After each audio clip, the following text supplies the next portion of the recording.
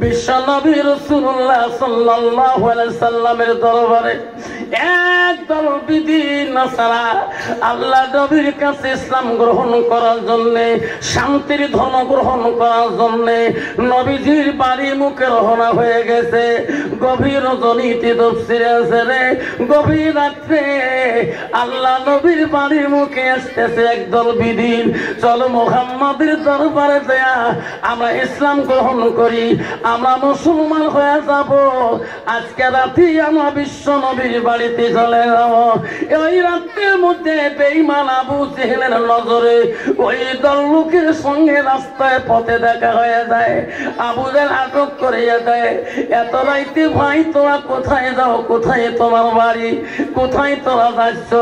ওই বিধিরা বললে আবু জেহেল জানো না আব্দুল্লাহ ব্যথা আমেনার কলিজার মনি মুহাম্মদ রাসূলুল্লাহর কাছে আমরা কলেমা পড়িয়া আমরা সত্য ধর্ম গ্রহণ করে নেব। যেরকম সুবহানাল্লাহ। আবু জেহেল বলছে না না যাইও না, মুহাম্মদ আমার সাথে সম্পর্ক কি তোরা কি জানো না? আমরা জানি। খবরদার মুহাম্মদ সত্য ধর্ম প্রচার করে না।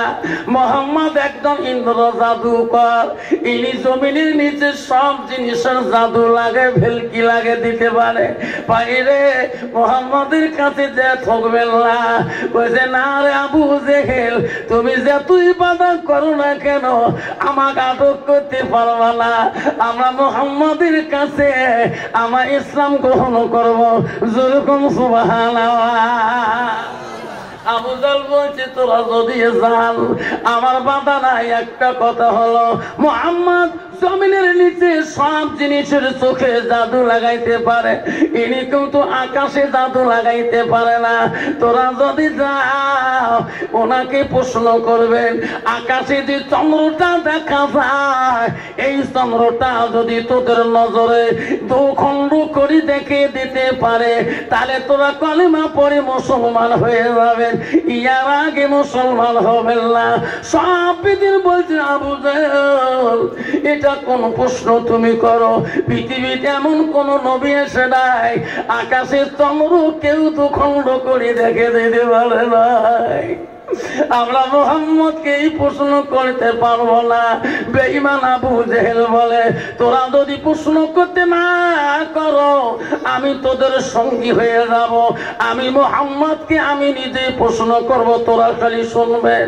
ওই বেঈমান আবু জেহেল ওই দলের সাথী হয়ে ওই রাত্রির মধ্যে বিশ্ব নবী রাসূলুল্লাহর বাড়ির দিকে চলিয়া যায়।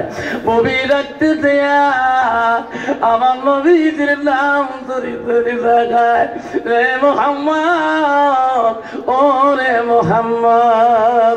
আমার নবী বলে রে এত রাইতে আমাকে নাম ধরে ডাকে রে। আমার নবীর মনে ইচ্ছা ছিল না, আমার নবীর মনে কিনেছিল না। ওই বেঈমান আবু জেহেল আমার নবীর উপরে কত লাঞ্ছনা দিয়েছিল, আমার নবীকে কত কষ্ট দিয়েছিল। ধনুর বেরি দিয়ে পর্যন্ত মারিছিলেন, নালবন চাবুক দিয়ে পর্যন্ত নবীর গায়ে চাবুক দিয়েছিলেন।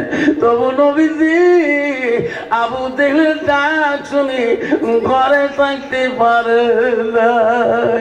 এত রাইতে কেন আমাকে চাচা নাম ধরে ডাকে?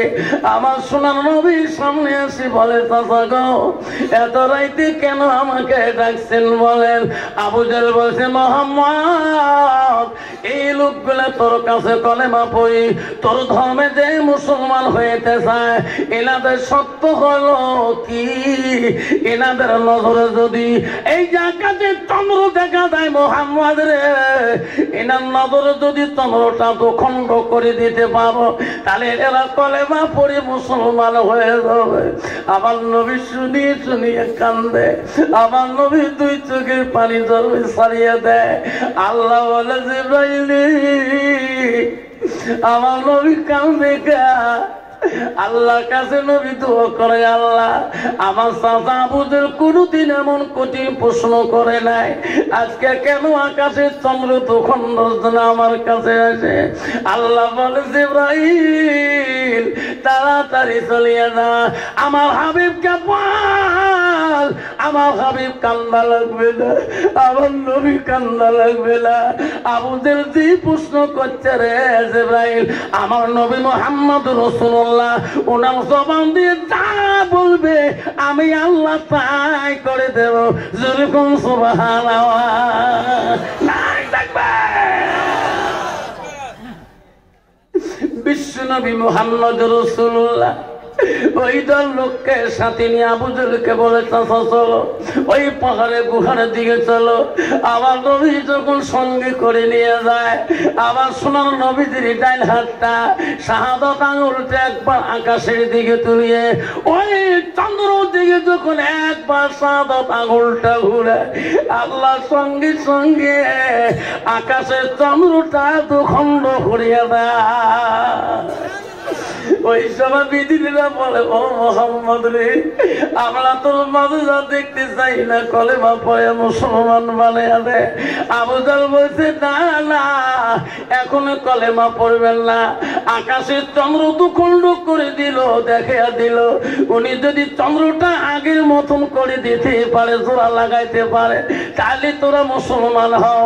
আমার সোনার নবী রে, আবার ওই দুখণ্ড চন্দ্রটার দিকে আবার শাহাদাত আঙুলটা একবার যখন ঘুরিয়ে আল্লাহ আগের চন্দ্রের মতন করিয়া দেয়। যেরকম সুবহানাল্লাহ নাই থাকবে। সব দিন বলে, ও নবী ও নবী গো, আমরা থাকতে পারি না, আমাদেরকে কলেমা পড়ি সত্য ধর্ম গ্রহণ করে দাও। আবার নবী বলে, পড়ো লা ইলাহা ইল্লাল্লাহ মুহাম্মাদুর রাসূলুল্লাহ। সবাই মুহাব্বতে পড়ো সাল্লাল্লাহু। আব্বাজান আজকে আমার সেই কলেমার মুসলমান, জোরে কোন ঠিক না বেটি? জোরে বলেন ঠিক না বেটা? আজকে নিজে বাপের কলেমা জানি, আমি জানি, আমার ছেলে জানে না। আমি বাপ নামাজ পড়ি, আমার ছেলে নামাজ পড়ে না। আমি মসজিদ যাই, আমার ছেলে মসজিদ যায় না। আমি নামাজ পড়তে পড়তে মাথার কবর শেষ করলাম, আমার ছেলেকে এখনো মসজিদ পর্যন্ত নিতে পারলাম না। জোরে কোন ঠিক না বেটি?